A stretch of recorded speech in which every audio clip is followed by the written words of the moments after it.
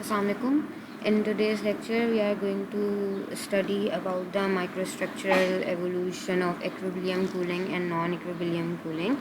Means के जब आप सॉलिडिफिकेशन करवा रहे हैं तो उसमें अगर आप इक्विलिब्रियम कंडीशन फॉलो करें, जिसका मतलब एक्सट्रीमली स्लो कूलिंग अचीव कर रहे हैं आप, जिसमें माइक्रोस्ट्रक्चर की जो डेवलपमेंट हो रही है वो किस फॉर्म में हो रही है, या फिर जो नॉन इक्विलिब्रियम कूलिंग जब करवाएंगे तो उसमें जो सॉलिडिफिकेशन हो रही है तो उसमें माइक्रोस्ट्रक्चर में क्या चेंजेस आ रहे हैं, वो आज हम उसको स्ट्रक्चरल वाइज भी देखेंगे and depending upon the composition as well. इसका जो डायरेक्ट इफेक्ट आपका पड़ रहा होता है वो मटीरियल के जो है वो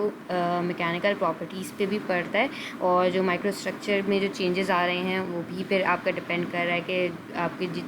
डिपेंड करता है कि वो डिफ्यूजन रेट उसमें कैसा है with in the solid solutions. तो सबसे पहले इक्विलिब्रियम कूलिंग का देख लेते हैं कि बेसिक है यहाँ पे कि इक्विलिब्रियम कूलिंग मींस कि आप बिल्कुल स्लो रेट ऑफ कूलिंग करवाएं आप जब ड्यूरिंग दिस सॉलिडिफिकेशन, कि आपका जो मटेरियल है वो बिल्कुल स्लोली आपका कूल हो, और फिर ताकि आपका इक्विलिब्रियम जो है कंडीशन अचीव हो सके, जिसमें आपका जो एनर्जी फ्री एनर्जी का इन्वॉल्वमेंट है वो जो जिसे हम गिव्स फ्री एनर्जी भी कहते हैं वो आपकी बिल्कुल मिनिमाइज़ हो जाए, यानी कि डेल्टा जी आपका ज़ीरो तक आ जाए, जो कि ऐसा जो है प्रैक्टिकल कंडीशन में पॉसिबल नहीं है। ये सब इक्विलिब्रियम कूलिंग में ही हम जो है कह सकते हैं कि डेल्टा जी जो है अगर वो हम ज़ीरो कर दें तो हमारे माइक्रोस्ट्रक्चरल चेंजेस कैसे आएंगे वो इस डायग्राम के थ्रू आप देखें। कि अगर लेट्स सपोज़ हमने यहाँ पर 35% कॉम्पोजिशन ले ली ऑफ एन एलॉय। अभी आपका अगर हम कॉपर निकल सिस्टम ले रहे हैं तो कॉपर निकल सिस्टम में आपका 35% एलॉय है, जिसमें निकल 35% है। ठीक है, अभी आपका जो ये आपकी लिक्विडस लाइन कहलाती है और ये आपकी सॉलिडस लाइन कहलाती है। ठीक है, अब लिक्विडस लाइन के ऊपर जो पूरा है ये आपका जो मटीरियल है, ये एलॉय है, वो पूरा लिक्विड फेज में। ठीक है, तो 35% आपका ये जो आपका माइक्रोस्ट्रक्चर है इस तरीके से इसने पूरा लिक्विड फेज शो किया। लेकिन जैसे जैसे हम टेम्परेचर चेंजेस करवा रहे हैं, यानी हम 1300 डिग्री पे टेम्परेचर पे हमने जो स्ट्रक्चर देखा, वो जब हमने टेम्परेचर रिड्यूस कराया ऑलमोस्ट आपका 1250 पे अगर आप इसको कंसिडर कर लें, तो अब आपके यहाँ से माइक्रोस्ट्रक्चरल चेंजेस बिगिन हुए। क्यों? क्योंकि आपने इस लाइन पे अगर आप हमने पॉइंट रखा है तो ये लाइन आपकी जो है phase region to phase region में आप आ गए, जिसमें आपके सॉलिड और लिक्विड फेज दोनों प्रेजेंट है, जिसमें ये लाइन आपकी जो है वो लिक्विडस लाइन पॉइंट जो है वो लिक्विडस लाइन पे कट कर है, और दूसरी वाली लाइन जो हम आइसोथर्म लाइन से कहते हैं, टाई लाइन रूल जब हम फॉलो करते हैं तो उसमें सेम टेम्परेचर पर हमारे दो पॉइंट्स मिलते हैं, जो एक सॉलिडस पॉइंट और एक लिक्विडस पॉइंट। ठीक है, तो जो सॉलिडस पॉइंट है वो आपका जिसमें अल्फ़ा जो वेट परसेंट निकल की कॉम्पोजिशन है वो 46 वेट परसेंट है, और ये आपकी जो है सॉलिड लिक्विडस लाइन है। तो अब अगर माइक्रोस्ट्रक्चर हम इस पॉइंट बी का देखें तो यहाँ पर देखें कि 46 वेट परसेंट निकल जो है यहाँ पर आपके अल्फ़ा फेस प्रेजेंट है, यानी कि सॉलिड फेज प्रेजेंट है, और बाकी जो पूरा आपका पोर्शन है वो आपका लिक्विड फेज में प्रेजेंट है, जिसमें आपके 46 वेट परसेंट आपका लिक्विड फेज सॉलिड फेज है, और रेस्ट जो है आपका अगर हम 100 माइनस 46 करें तो रेस्ट बाकी जो फेज़ है वो आपका जो है वो लिक्विड जो फेस प्रेजेंट है वो आपको नज़र आएगा। अब जैसे जैसे हम टेम्परेचर रिड्यूस कर रहे हैं, हम पॉइंट बी से हम सी पर गए, तो आपकी जो है ये टाई लाइन भी आपकी शिफ्ट हो गई, जिसमें अब आपका 32 वेट परसेंट जो है वो निकल लिक्विड फेज़ में आ रहा है और 43 वेट परसेंट आपका सॉलिड फेज़ में आ रहा है। तो अब इसका माइक्रोस्ट्रक्चर जो है वो इस तरीके से आ रहा है कि जो बाकी जो आपका येलो पोर्शन है आपका वो आपका लिक्विड फेज शो कर रहा है, जो कि 32 वेट परसेंट निकल है, और जो ये आपका अंदर जो अल्फ़ा पार्टिकल्स जो आपको नज़र आ रहे हैं वो सॉलिड फेज़ में, जिसकी जो कॉम्पोजिशन है वो 43 वेट परसेंट जो है निकल है। यानी कि इसमें भी अब आप देखें कि अगर लिक्विड फेज़ में आपका 32 वेट परसेंट निकल है तो इसमें 100 माइनस 32 करेंगे तो जो दूसरी वैल्यू आएगी उतना वेट परसेंट आपका इसमें कॉपर का प्रेजेंट है, इसी लिक्विड में भी। और जो अगर हम सॉलिड की बात करें, यानी कि 43 वेट परसेंट निकल इसमें प्रेजेंट है, तो 100 माइनस 43 करेंगे तो जो वैल्यू आएगी आपकी उतना वेट परसेंट आपका इस सॉलिड फेज़ में कॉपर का प्रेजेंट है। ठीक है, अब इसी तरीके से हम पॉइंट बी से सी की तरफ आए थे, इसी तरीके से हम सी से डी की तरफ आएंगे तो आपका लास्ट जो सॉलिडस जो लाइन है जिसे हम कह रहे हैं सॉलिडस पॉइंट को जो है वो इसने कट किया है, तो वो आपका 35 वेट परसेंट जो है वो निकल है। यानी कि अब आपका जो माइक्रोस्ट्रक्चर यहाँ पे 35 वेट परसेंट आपका निकल है, जिसमें आपका कॉपर जो है वो रेस्ट 100 माइनस 35 करेंगे तो उतना परसेंट आपका इसके अंदर अल्फा सॉलिड फेज़ के अंदर ही कॉपर का फेज़ भी प्रेजेंट है, जबकि रेस्ट आपका जो बैकग्राउंड में है वो आपका लिक्विड फेज़ प्रेजेंट है, जो कि आप यहाँ से देखें कि अगर ये जो 35% आपका जो है वो सॉलिड फेज था, तो आपका जो लिक्विड फेज है वो आपका यहाँ पे जो कट कर रहा है वो अगर आप यहाँ से लाइन ड्रॉ करके रीड करेंगे तो 24% है। तो 24% जो है वो आपका लिक्विड फेज प्रेजेंट है। इसमें अब आपका कॉपर लिक्विड फेज में आपका कॉपर और निकल दोनों प्रेजेंट है। मीन्स कि 24% अगर आपका इसमें निकल है तो जो परसेंट बी वाला जो आइटम है आपका, जिसे हम कॉपर कह रहे हैं, तो कॉपर 100 - 24 करेंगे तो आपके पास जो है वो वैल्यू आ जाएगी 76 आ जाएगी। तो 76% 8% आपका कॉपर इसमें प्रेजेंट है आपका, और रेस्ट जो है वो आपका 24% जो है निकल प्रेजेंट है इन लिक्विड फॉर्म में। लेकिन जब हम सॉलिड फेज की बात करें तो सॉलिड फेज में 35% आपका जो है वो लिक्विड सॉलिड फेज आ रहा है। और जब नेक्स्ट हम जब डी से पॉइंट ई की तरफ मूव कराएंगे इसी सेम जो है वो पॉइंट पे देखें कॉम्पोजिशन पे, तो 35% आपका जो है वो निकल प्रेजेंट है। लेकिन अब आपका जो ये कंप्लीट सॉलिडिफाई हो चुका है, ये इक्विलिब्रियम कूलिंग हो रही है। इसका मीन्स का एक्सट्रीमली स्लो कूलिंग रेट इसमें इन्वॉल्व है। तो जो आपका जो 35% आ रहा है निकल का, तो वो आपका कंप्लीट सॉलिड फेज में प्रेजेंट है, जिसमें आपका जो रेस्ट है वो आपका कॉपर का सॉलिड फेज प्रेजेंट है, कॉपर की परसेंटेज प्रेजेंट है। तो ये आपका ट्रांसफॉर्मेशन हो रही है स्लो कूलिंग रेट से, जिसमें आपका लिक्विड से हम जो है वन फेज से हम जो अल्टीमेटली जो है वो डुअल फेज में आए, जो कि 2 फेज रीजन, इसमें सॉलिड और लिक्विड फेज दोनों प्रेजेंट है जब हम सॉलिडिफिकेशन करवा रहे थे। और अल्टीमेटली जब हम सिंगल फेज में आ गए, यानी कि सॉलिड जब आपकी सॉलिडिफिकेशन हो गई तो आपका कंप्लीट जो फेज आपका आ रहा है वो सॉलिड फेज आ रहा है। अगर इसको हम क्लोजली देखें यहाँ पर सॉलिडिफिकेशन अंडर इक्विलिब्रियम कूलिंग, तो ये आपका वही डायग्राम है, लेकिन अब जो है इसका कलर्स थोड़े से चेंज करके, उसकी जो कलर स्कीम चेंज करके आपको माइक्रोस्ट्रक्चर एवोल्यूशन दिखा रहे हैं कि ये आपका पूरा फेज जो है वो आपका लिक्विड फेज है और नीचे पूरा सॉलिड फेज है। बिटवीन द रेंज आपका लिक्विड और अल्फा फेज दोनों प्रेजेंट है। ठीक है, अगर हम इस पॉइंट पे अगर हम एक कॉम्पोजिशन सेट कर लें, 38.68% हमने ले लिया कॉम्पोजिशन, तो यहाँ पर ये आपका कंप्लीट सिंगल फेज में लिक्विड फेज प्रेजेंट है। लेकिन जैसे जैसे हम अब टेम्परेचर रिड्यूस करवा रहे हैं 0.2 पर आए, तो 0.2 पर जो आपका जो है वो आपका लिक्विड फेज प्रेजेंट है। और इसमें अब छोटे छोटे से जो, क्योंकि इसने अब एक सॉलिडस लाइन यहाँ से कट कर दी और लिक्विडस लाइन इसने कट कर दी, तो अब इसमें कुछ ना कुछ जो है वो सॉलिड के पार्टिकल्स प्रेजेंट होंगे, जो कि अगर आप यहाँ से सॉलिडस पॉइंट को जो कट किया है, अगर आप नीचे इसकी कॉम्पोजिशन देखें तो ऑलमोस्ट ये कितनी आ रही होगी, 10% आ रही होगी। तो जो 10% आपका सॉलिड फेज प्रेजेंट है, तो ये जो येलो पोर्शन है वो आपका 10% जो है वो सॉलिड फेज में आ रहा है, जबकि रेस्ट जो है आपका लिक्विडस लाइन को कट करे इसने इतना पोर्शन, तो जो पूरी बाकी कॉम्पोजिशन है वो आपकी लिक्विड फेज को शो करेगा। इसी तरीके से जब हम 0.2 से हम 0.3 की तरफ आए, तो अब इसका 0.3 का जो आपका माइक्रो स्ट्रक्चर है वो लिक्विड फेज है। अब ये जो आप याद रखिएगा, ये इक्विलिब्रियम कंडीशन है जिसमें आपको एक्सट्रीमली स्लो कूलिंग रेट हो रहा है, जिसमें आपकी जो रीडिस्ट्रीब्यूशन ऑफ जो सॉल्यूट पार्टिकल्स हैं, या जो आपके कॉपर के हैं, ये एग्जांपल ले लें, या निकल के, उनकी जो डिफ्यूजन इतनी आपकी होमोजेनाइज कहेंगे, ये इतनी स्लो कूलिंग रेट हो रही है कि वही जो कॉपर आपका लिक्विड फेज में प्रेजेंट था वही आपका स्लो कूलिंग रेट से आपका जो सॉलिडस फेज में आया, तो उसकी बिल्कुल वही कलर उसने शो किया जो कि आपका पहले जो आपका जो माइक्रोस्ट्रक्चरल शो में हो रहा है, यानी डिफ्यूजन उनकी बिल्कुल यूनिफॉर्म डिफ्यूजन हो रही है, और डिस्ट्रीब्यूशन ऑफ एटम्स और या सॉल्यूट एटम्स या जो आपके पार्टिकल्स है उसकी भी यूनिफॉर्मली आपकी जो है वो कूलिंग हो रही है। ठीक है, अब नेक्स्ट आपका देखेंगे कि ये वाला जो माइक्रोस्ट्रक्चर इसमें लिक्विड पोर्शन आ रहा है पूरा किस कॉम्पोजिशन पे, कि आपका जो लिक्विडस लाइन है वो आपकी ये वाली यहाँ पर हिट की है, तो ये वाली कॉम्पोजिशन आपकी लिक्विड फेज की आ गई, और जो रेस्ट आपकी जो सॉलिड फेज की कॉम्पोजिशन है वो ये आपकी सॉलिड फेज की पार्टिकल्स के प्रेजेंट। अब यही आप जो टाइलाइन रूल है आपका, लिवर रूल जिसे कहते हैं आप, तो वहाँ पर हम आपके एटॉमिक वेट फ्रैक्शंस भी फाइंड आउट कर सकते हैं, जिसमें आप कैसे फाइंड आउट करेंगे कि मैंने बताया था कि जब आपको जब सॉलिड फेज की जो है वो फाइंड आउट करनी है या लिक्विड फेज की फाइंड आउट करनी है, तो हम टाइलाइन ड्रॉ करते हैं, जिसमें आप अगर सॉलिड फेज की फाइंड आउट करनी है तो आप ये वाली जैसे ये आपकी लिक्विडस आपकी लाइन है और ये आपकी सॉलिडस लाइन है आपकी। ठीक है, अगर आपको लिक्विड का वेट फ्रैक्शन फाइंड आउट करना है तो आप रिवर्स लेंगे उसका, यानी उसका जो है अपोजिट लेंगे। अगर हम लिक्विड फेज फाइंड आउट कर रहे हैं तो उसकी रीडिंग्स जो है वो हम यहाँ आपकी जो है वो ये वाली लेंगे, ताकि आपकी जो वेट फ्रैक्शन जो है वो लिक्विड का आ जाए, जबकि एटॉमिक वेट फ्रैक्शन जैसे हमने निकाला था वो उसी तरीके से आप 8% फ्रैक्शन निकाल सकते हैं। अगर आप यहाँ पर भी फाइंड आउट करें तो आपने जो पोर्शन ज़्यादा है आपका, जैसे कि अगर हम यहाँ पर देखें कि लिक्विड फ्रैक्शन हमें फाइंड आउट करना है, तो लिक्विड फ्रैक्शन के लिए हम क्या करेंगे कि हम ये वाला जो है वो फेज़ ले लेंगे जहाँ पर आपका सॉलिडस लाइन कट कर और फिर बाकी पूरी लाइन से जो कट करा है उसकी वैल्यू ले लेंगे। अगर हमें सॉलिड फेस फाइंड आउट करना है तो हम जहाँ से आपकी लिक्विडस लाइन कट हुई है तो हम लिक्विड फेस का ये वाला ले लेंगे और डिवाइडेड बाय होल इसकी जो कॉम्पोजिशन आ रही है हम वो ले लेंगे, तो उससे आपका सॉलिड का जो एटॉमिक वेट फ्रैक्शन है वो आ जाएगा। ठीक है, सिमिलरली जब हम 0.3 से 0.4 की तरफ गए तो अब यहाँ पर आपकी जो रीडिस्ट्रीब्यूशन ऑफ जो है सॉल्यूट एटम्स या जो आपके पार्टिकल्स जो परसेंट ए आइटम्स और परसेंट बी आइटम्स हैं वो इस तरीके से सॉलिडिफाई हो रहे हैं। जैसे आपका जो लार्जर पोर्शन है वो आपका शो कर रहा है कि लिक्विड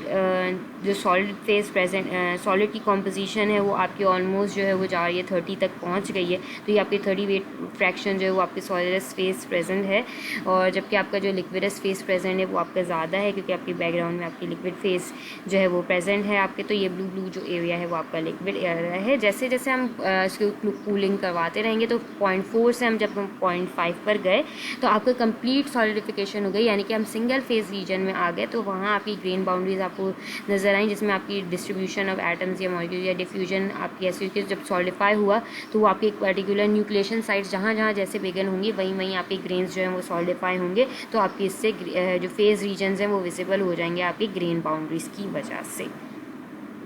लेकिन जब हम नॉन इक्विलिब्रियम की कूलिंग की बात करते हैं तो नॉन इक्विलिब्रियम कूलिंग जो है उसमें क्या होता है कि आपकी extremely slow cooling rate possible नहीं है,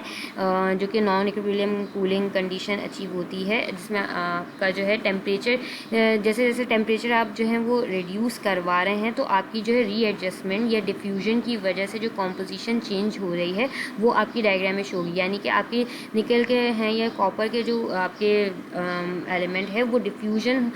उनके अंदर जो है डिफ्यूजन होगी। अब आप डिफ्यूजन क्या है कि वो टाइम डिपेंडेंट फिनोमेना है जिसमें देखें लिक्विड फेज में अगर डिफ्यूजन हो रही है तो लिक्विड फेज में डिफ्यूजन फास्टर होगी as compare to solid phase में। यानी कि डिफ्यूजन मीन्स क्या होता है कि स्प्रेडिंग ऑफ मॉलिक्यूल्स, ठीक है, तो स्प्रेडिंग ऑफ मॉलिक्यूल्स लिक्विड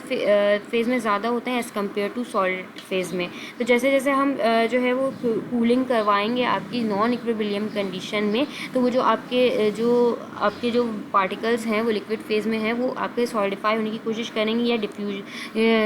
उनकी जो है वो डिफ्यूजन बढ़ जाएगी, जिसकी वजह से जो है आपके स्ट्रक्चरल में जो है ना चेंजेस आ रही होती हैं एज़ कम्पेयर टू जो आपने इक्विलिब्रियम कंडीशन में जो माइक्रोस्ट्रक्चर देखा वो आपका वैसा स्ट्रक्चर अचीव नहीं होता है। जैसे आपके नॉन इक्विलिब्रियम में आपका जो स्ट्रक्चर आता है वो आपका कोड स्ट्रक्चर आता है। अगर इसको डायग्राम के थ्रू आप यहाँ से देखें तो ये आपको देखेंगे कंप्लीट एक सिंगल फेज में आपका लिक्विड ये सॉलिडिफिकेशन हम करा रहे हैं वो नॉन इक्विलिब्रियम कूलिंग है, ठीक है। तो ये आपका सिंगल फेज है यानी कि लिक्विड फेज है। जैसे जैसे हम टेम्परेचर हम रिड्यूस कराएंगे 0.2 पर गए तो आपका यहाँ पे सॉलिड फेज के पार्टिकल्स यानी कि जब डिफ्यूजन इनकी बढ़ रही है सॉलिडिफाई हो रहे हैं, रेट ऑफ कूलिंग इनका हो रहा है यानी कि चेंजेस हो रही हैं सॉलिडिफिकेशन में। तो अब आपकी जो सॉलिड के जो सॉलिड फेज में जो CS यहाँ पे मैंने सॉलिड फेज जो मेंशन कर दिया तो यहाँ पे CS जो है यानी कि सॉलिड फेज में जो आपका परसेंट A जो आपका परसेंट B आइटम है वो प्रेजेंट है जिसमें आपके न्यूक्लिएशन बिगन हो गए। लेकिन जैसे जैसे अब हम कूलिंग करवा रहे हैं तो टेम्परेचर चेंजेस की वजह से आपकी जो है वो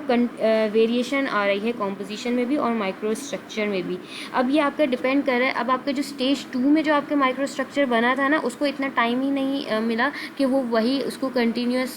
कूलिंग करवा के वो वही से आगे से न्यूक्लिएशन साइड वहीं से बिगिन कर सके। तो उसमें आपका कोर स्ट्रक्चर आया यानी कि इस कोर के अंदर जो आपका माइक्रो स्ट्रक्चर आ रहा है वो आपका स्टेज 2 के पार्टिकल्स आपको विजिबल नज़र आएंगे स्टेज 3 में भी। इसी तरीके से अगर हम स्टेज 4 में बात करें तो स्टेज 4 में आपको तीनों स्टेज 2 के भी और स्टेज 3 के भी पार्टिकल्स नज़र आ रहे हैं। अब ये येलो पोर्शन जो आपका सॉलिड फेज में प्रेजेंट है वो स्टेज 2 में आ रहा था, सही है। लेकिन अब आपने जब स्टेज 3 में आप देख रहे हैं तो स्टेज 3 में आपकी जो ऑरेंज एरिया है वो आपके ऑरेंज एरिया के जो सॉलिडिफिकेशन हुई है वो अलग आपको विजिबल है और जो स्टेज 2 में जो सॉलिडिफिकेशन हुई थी पार्टिकल्स की वो अलग विजिबल है। तो इसी तरीके से जो माइक्रोस्ट्रक्चरल जो आपका व्यू है वो आपका जो नॉन इक्विलिब्रियम कूलिंग में क्लियर नज़र आता है जो आपके स्टेज 2 या स्टेज 3 या स्टेज 4 में जो आपकी डिफ्यूजन हुई है या सॉलिडिफिकेशन हुई है वो आपको क्लियरली स्ट्रक्चरल में शो होते हैं। इसी तरीके से जब आप लास्ट स्टेज पे आए स्टेज 5 में तो आपकी कंप्लीट जब आपका जो सिंगल फेज में ट्रांसफॉर्म हो गया लिक्विड से सॉलिड फेज में तो आप में जो इसमें जो है ग्रेन बाउंड्री अलग विजिबल है, जिसमें आपकी जो स्टेज 2 और स्टेज 3 में जितनी आपकी जो डिफ्यूजन या सॉलिडिफिकेशन हुई थी ऑफ जो पार्टिकल्स हैं आपकी वेट परसेंट, जितनी भी कॉम्पोजिशन आप ले रहे हैं आइटम की, तो वो आपकी क्लियरली विजिबल है आपकी कि स्टेज 2 में आपका जो येलो पोर्शन था वो डिफ्यूजन यानी कि वो सॉलिडिफाई हो गया। उसके बाद आपकी कंटिन्यूस आप कूलिंग करवा रहे हैं, लेकिन रेट आप जो मिनिमम जो गिव्स एनर्जी इतनी मिनिमम नहीं हो पाती जो नॉन इक्विलिब्रियम कूलिंग में, तो आपके जो फिर आपके जो न्यूक्लिएशन साइट्स बिगिन होंगी वो सेकेंड न्यूक्लिएशन साइट स्टेज 2 की स्टेज 3 की न्यूक्लिएशन साइट्स बिगिन हो गए। अब वो वहीं से वो कूलिंग उनकी होगी या सॉलिडिफिकेशन होगी, तो उसकी अलग स्टेज विजिबल होगी आपकी, या उसका माइक्रोस्ट्रक्चर जो है वो आपको इस तरीके से शो होगा कि वो हर माइक्रोस्ट्रक्चर का नेक्स्ट स्टेज जो है वो आपको अपीयर होगा कि पिछले स्टेज में आपका ये स्ट्रक्चर था, नेक्स्ट में ये है आपका। तो ये आपका क्लियरली जो है वो सॉलिडिफिकेशन ऑफ एलॉयज़ जो है वो आपकी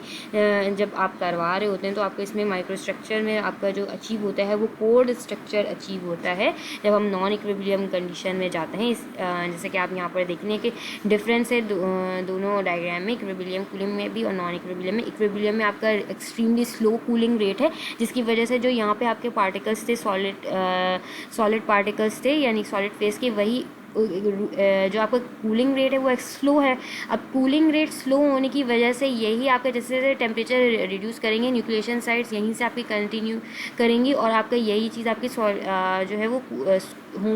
जो आप यूनिफॉर्म कहेंगे सॉलिडिफिकेशन हो रही है, जिसमें यही जो आपके स्ट्रक्चर था इसी यहीं के आगे से बिगिन है आपका नेक्स्ट जो है स्ट्रक्चर यानी सॉलिडिफिकेशन हो रही है। अब इसी तरीके से पूरा जो माइक्रो स्ट्रक्चर व्यू है आपका वो यूनिफॉर्म नज़र आ रहा है। लेकिन नॉन इक्विलिब्रियम कूलिंग में क्या है कि जैसे जैसे हम टेम्परेचर चेंज कर रहे हैं, आपका ये लिक्विड फेस का था, फिर आप जब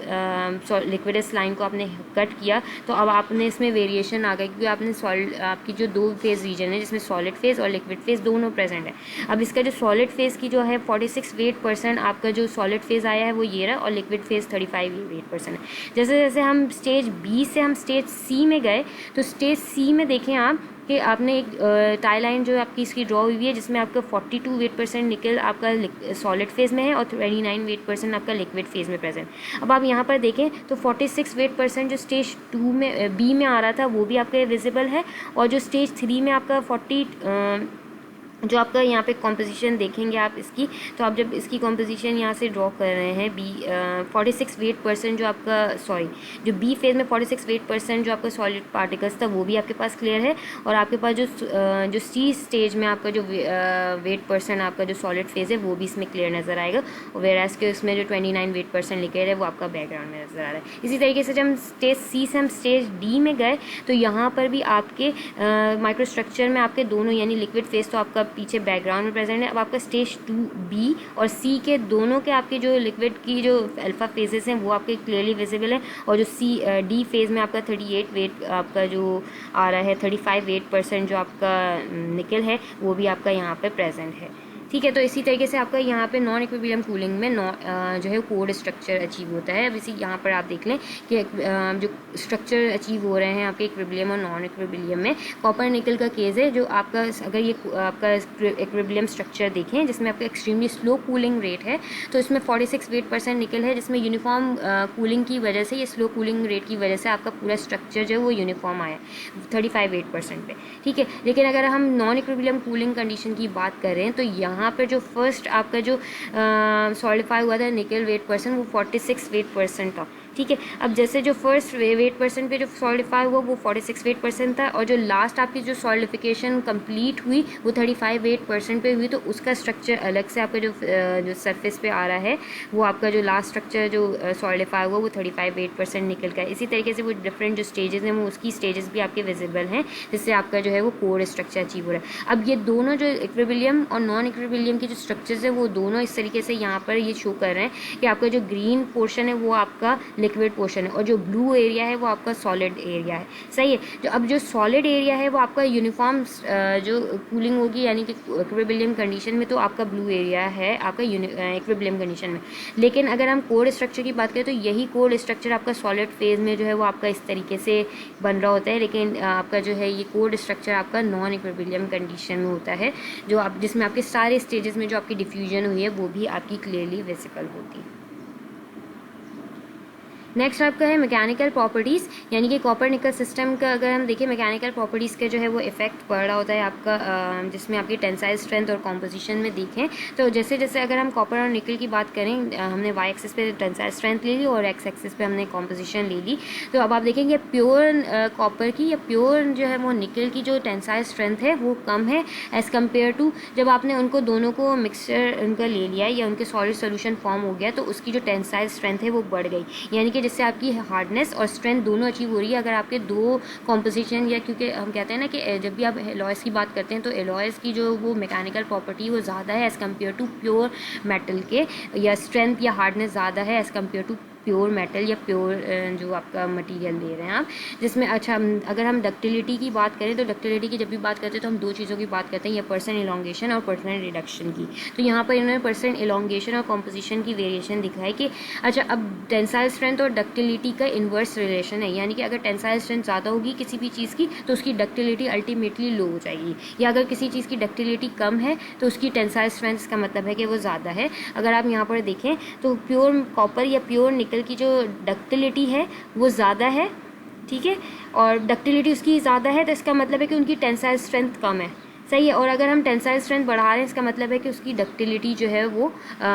ज़्यादा हो रही है, सही है। अब जैसे जैसे हम कॉम्पोजिशन बढ़ा, एलॉय कॉम्पोजिशन यानी कि प्योर है आपका कॉपर यहाँ पे और प्योर निकल है, अब जैसे जैसे मैं कॉम्पोजिशन चेंज कर रही हूँ यानी कि अब आपका मिक्सचर ऑफ एलॉयज़ आ रहा है जिसमें कॉपर और निकल दोनों प्रेजेंट हैं आपके, तो जैसे जैसे मैं गई 58% अगर मैं बात करूँ कॉपर की, 58% निकल की बात करूँ तो इनकी जो परसेंट एलोंगेशन है वो रिड्यूस हो गई अल्टीमेटली, यानी इनकी डक्टिलिटी जो है वो कम हो गई और इनकी जो टेंसाइल स्ट्रेंथ है वो बढ़ गई, यानी कि हार्डनेस और स्ट्रेंथ इनकी बढ़ रही है लेकिन इनकी जो एलोंगेशन है या डक्टिलिटी है वो आपकी रिड्यूस हो रही है जैसे जैसे हम जो है इनकी कॉम्पोजिशन में वेरिएशन ला रहे हैं, यानी कि एलॉयज़ में कॉम्पोजिशन में वेरिएशन है जिसकी जितनी परसेंटेज ज़्यादा होगी, अगर हम इधर बात करें बढ़ा दें अगर इसकी परसेंटेज, यानी कि 80 वेट परसेंट निकल है, 20 वेट परसेंट जो है वो आपका कॉपर का प्रेजेंट है, तो इसकी अल्टीमेटली आपकी जो डक्टिलिटी है वो थोड़ी सी जो है वो आपकी इंक्रीज़ होनी शुरू हो गई क्योंकि आपके इसमें निकल का वेट परसेंट इंक्रीज़ हो रहा है, यानी निकल आपका